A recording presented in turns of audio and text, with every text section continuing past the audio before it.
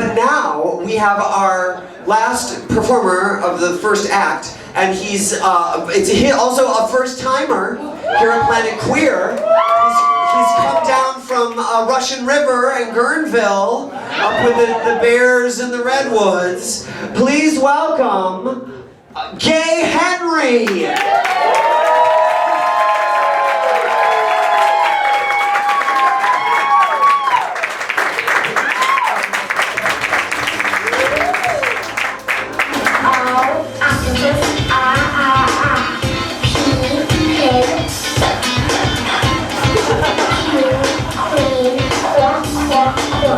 The one thing my father believed more than anything else was the development of the country of the mind. He believed that the mind was a country and you had to develop it. You had to build and build and build and build the mind. That was his whole philosophy, is the development of the mind. My mother believed in the development of the heart, and I believed in the development of the hands.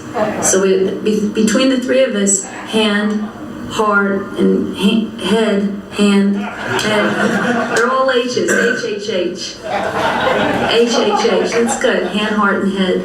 But you want to get away from that whole nice guy persona as soon as possible. So what you do is you give her a kind of vague compliment at some point where you say to her, you know what, if you were wearing these kind of shoes, or if you're wearing a tight black dress with a slit up it, I would be really trying to make a move on you now.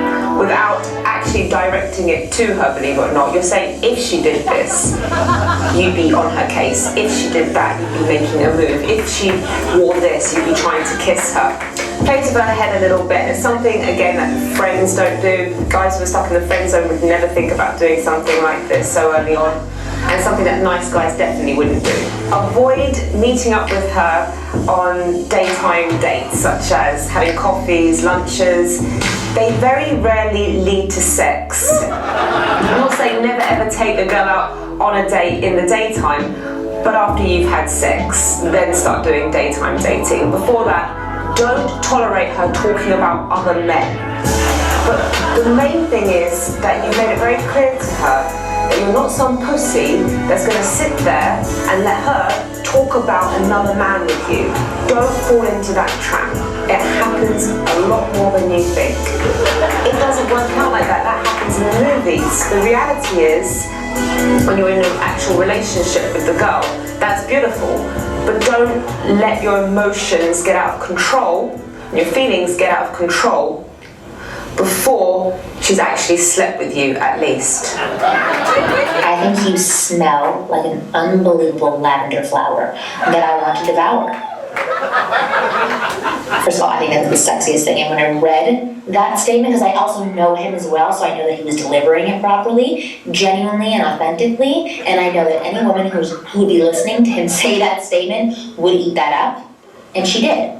From that point on, their conversation was sexual the rest of the time. Slightly sexual. You know, it wasn't an X-rated porn conversation, but it was comfortably sexual for the two of them.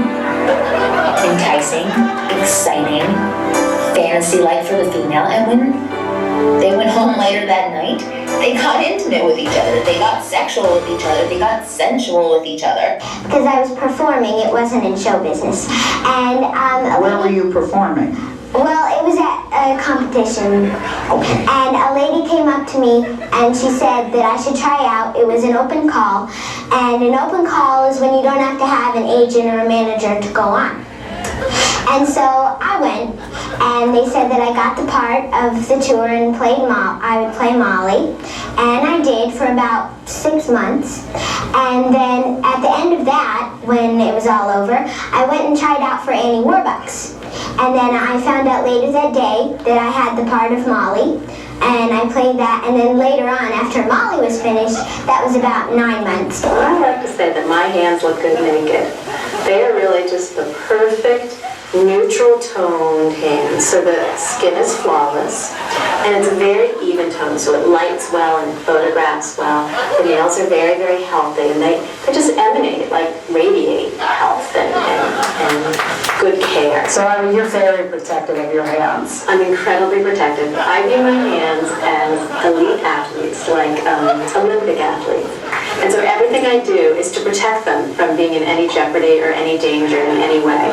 So for me, that means no cooking, no cleaning, no taking out the garbage, no opening cans, no opening windows, no opening doors, no gardening, no sports, no, a million no's. But, because for me, an injury really would mean a paper cut or a broken nail or a little bruise. Something mundane to you would be a disaster for me. So it means my whole lifetime is involved. My whole everyday life is dedicated to the care and the protection of my hands. Will these hands ever see the sun? These hands have not seen the light of day for, I'd say, about 15 years. So you wear gloves every single day? Yes, every day, all day.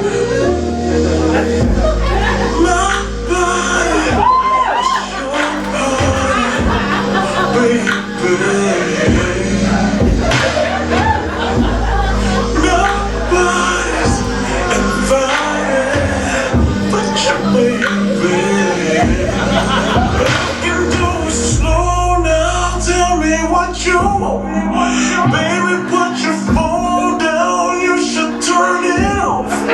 'Cause tonight is going down, tell your boys it's going down. We in the zone now, don't stop.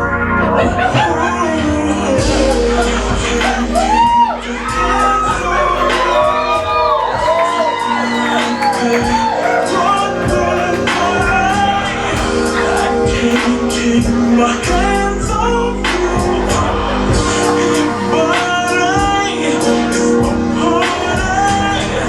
I'm doing this little dance for you. You got me so excited.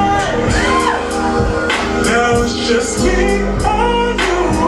Your body's my party. Let's get started. Oh. Thanks so much. Thank you so much. Thanks so much.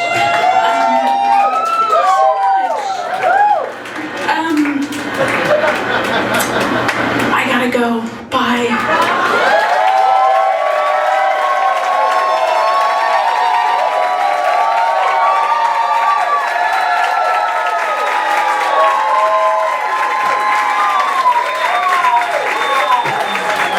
Hey, Henry!